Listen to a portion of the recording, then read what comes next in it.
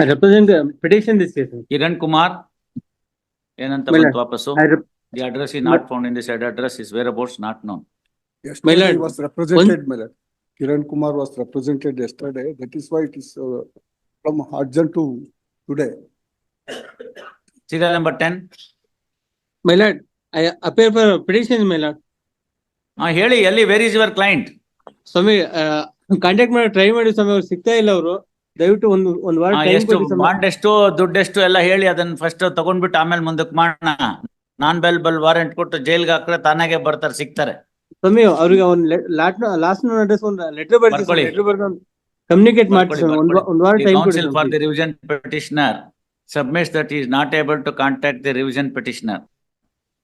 Issue non-bailable warrant to the revision petitioner, returnable by 10th of July.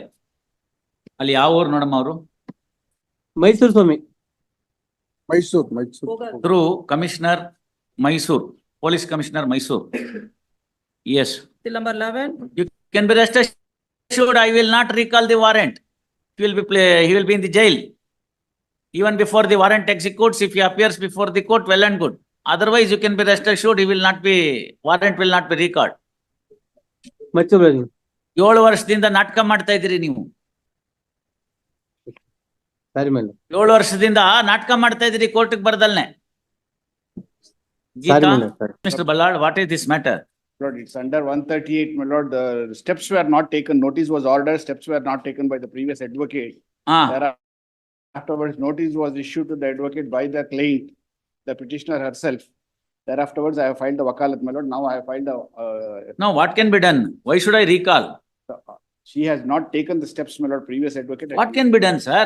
That is why, my lord, an opportunity, my lord, to pursue the case on merits, my lord. No, it was not on the first occasion that these things have happened. Yes, but I have seen that order sheet. I have ಮತ್ತೆ? seen the order sheet. ಬರ್ದಲ್ನೇ ಇದ್ರೆ ನಾವು ಹೋಗಿ ಕರ್ಕೊಂಡ್ ಬರಕ್ಕಾಗತ್ತಾ? Process fee order ಮಾಡಿದ್ರೆ ಅದನ್ನ ಕಟ್ಟೋದಿಲ್ಲ ಅಂದ್ರೆ ಏನ್ ಮಾಡಕ್ಕಾಗತ್ತೆ? Yes, my lord, that. Not once.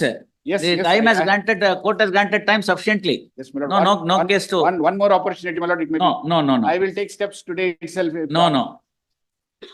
Because I felt. If you deposit the entire amount, I may consider, not otherwise. But some time may be granted. No, time will be granted. If you deposit the entire amount, ಅದ್ರಲ್ಲಿ ಏನ್ ಬಾಳ ಇಲ್ಲ, ಒಂದು ಇಲ್ಲ.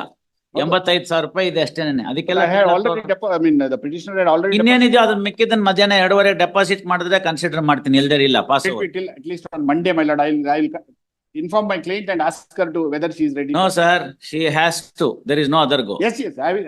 FLW ಆಗಿದೆ, ಹೋಗಿ ಜೈಲಲ್ಲಿ ಇರ್ಲಿ, ಆಮೇಲೆ ತಾನಾಗೆ ದುಡ್ಡು ಬರುತ್ತೆ. These are all matters where we cannot show any mercy. 6 ತಿಂಗಳಲ್ಲಿ ಮುಗಿಬೇಕು ಅಂತ ಸುಪ್ರೀಂ ಕೋರ್ಟ್ ನವರ ಅಭಿಪ್ರಾಯ. Look at the Indian Banks Association case. The whole matter should end up because a summary trial within a maximum period of 6 months. What is there to be looked into in revision? 2 courts have held that you are commit. No case. If you are making the entire amount deposit, I'll give one chance.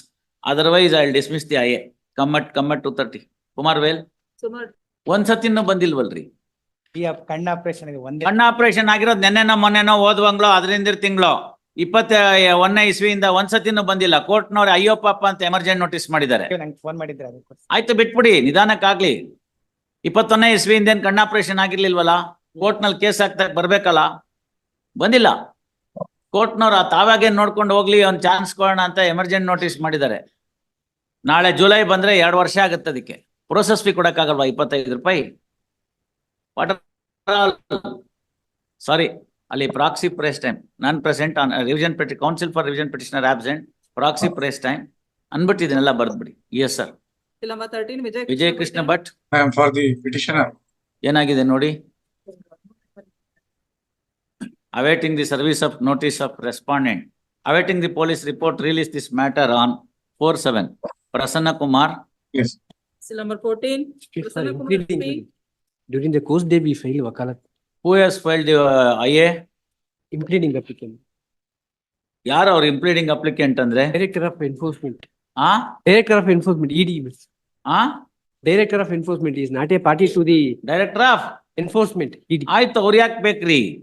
Why they are ನೆಸರಿ? Who instituted the case? CBI. ಮತ್ತೆ ನೀವ್ ಯಾಕೆ ಬೇಕು? ED also initiated the proceedings based no on. Sir, ಇಡಿ ನೀವು ಬೇಕಾದ್ರೆ ನೀವು ಮಾಡ್ಕೊಳ್ಳಿ, ನಿಮ್ಮ 13(1)ನಲ್ಲಿ ನೀವ್ ಯಾಕೆ? University. ನೋ ಸುಮ್ನೆ ಎಲ್ಲದಕ್ಕೂ ಇಡಿ ಬರ್ತೀನಿ ಅಂದ್ರೆ ನೀವು ಸಪರೇಟ್ ಆಗಿ ಪ್ರೊಸೀಡಿಂಗ್ಸ್ ಮಾಡ್ಕೊಳ್ಳಿ. ನಿಮ್ಮನ್ನ ಯಾಕೆ ಕೇಳ್ಬೇಕು? Proceeding initiate ಮಾಡಿದ್ರಿ ಸಮಿ ಇದರಲ್ಲಿ discharge. ಮಾಡ್ಕೊಳ್ಳಿ ಸರ್, ನಾವೇನ್ ಬೇಡ ಅಂದಿಲ್ಲ. University discharge that proceedings are closed. Discharge is not amounting to acquittal sir. CBI ಅವ್ರು ಬೇಕಾದ್ರೆ ಅಡಿಷನಲ್ ಚಾರ್ಜ್ ಶೀಟ್ ಹಾಕ್ತಾರೆ, ಅವ್ರು ಹೇಳಿ ಏನಿದೆಯೋ ಅದನ್ನ. ನೀವ್ ಯಾಕೆ ಬೇಕು ಅದಕ್ಕೆ? CBI ಚಾಲೆಂಜ್ ಮಾಡಿದರೆ ಕನ್ಸಿಡರ್ ಮಾಡ್ತಾರೆ ಅದನ್ನ. ಈಗ ಅವ್ರು ಇಲ್ವಲ್ಲ, ಪ್ರಸನ್ನ ಕುಮಾರ್ CBI ಇಲ್ಲ ಅವರು. Who is now appearing for CBI? Who is now appearing for CBI? Prasanna Kumar, I believe, is not on CBI or ED. ನೋಡಿ ಯಾರಿದ್ದಾರೆ CBI ಗೆ? Find out who is there for CBI. Pass over. ಸುಮ್ನೆ ಬರೇ ಇದೇ ಆಗೋಯ್ತು. You are not necessary party here. In a charge sheet to be filed by the CBI, what is the role of ED? Nothing doing. Anything else? Where is Mr. Deshpande? Call him. We'll dispose of this application. Bill number 15. Komala, I appear for a petitioner in this case, my lord. maintainability ma. Office objection is the 4 weeks. ಹೌದಮ್ಮ, ಮುಂದೆ ಹೇಳಿ. What is the order under revision? Under section 127 ಕೆಳಗಡೆ 2022 ಲಿ 20,000 order ಆಗಿದ್ದು my lord, maintenance ಕೊಡ್ಬೇಕಂತ. Interim ಅದ್ರ order ಅದು. ಪ್ರಕಾರ- Interim order ಮೇಲೆ revision not maintainable. ಬರ್ಕೊಳ್ಳಿ. Office has raised the objection with regard to the maintainability of the revision petition. First, order under revision is an interim order. 397 sub clause 2 is a bar. Therefore, revision petition is not maintainable. Accordingly, revision petition dismissed as not maintainable. However, the dismissal of the revision petition shall not come in the way of the revision petitioner working out his remedy in accordance with law. Prakash Garsangi. Please, my lord. Prakash, sir. I'm for the petitioner, my lordship. I am filing a memo. ಅಂತ ಕತೆಗಳೆಲ್ಲ ಕೇಳಲ್ಲ. ಮೊದ್ಲು ಕೊಟ್ಟಾಯ್ತು, ಅವ್ನ್ ಮೋಸ ಮಾಡಾಯ್ತು. ಇನ್ನೊಬ್ರು surety ಕರ್ಕೊಂಬನ್ನಿ, ಇವತ್ತೇ ಕೊಡ್ತೀನಿ ಅಂದ್ರೆ ಮಧ್ಯಾಹ್ನ ಇಟ್ಕೋತೀನಿ, ಇಲ್ದೇ ನಾಳೆ. ಅವ್ರ ಅಣ್ಣ ಇದಾರೆ ಒಬ್ರು. ಅವ್ರ ಅಣ್ಣನಾರು ಇದ್ರು ಅಷ್ಟೇ, ತಮ್ಮ ಆದ್ರೂ ಅಷ್ಟೇ. ಅಂತ ಅಯೋಗ್ಯನ್ ಯಾಕೆ ಮಾಡಿದ್ರು? ಒಬ್ಬನ್ ಸಾಯಿಸಿದಾರ, ಅವ್ರಿಗೆ ಬುದ್ಧಿ ಬೇಡವಾ? Unlike some. Mister Aradhya, please have some sense, ಇಲ್ಲಾಂದ್ರೆ ಅಯ್ಯೇ ವಜಾ ಮಾಡ್ತೀನಿ. You argue on merits. Kindly afternoon, my lord. Kindly have it on. ಅವರು ಓಡೋಗಿದ್ದಾರೆ.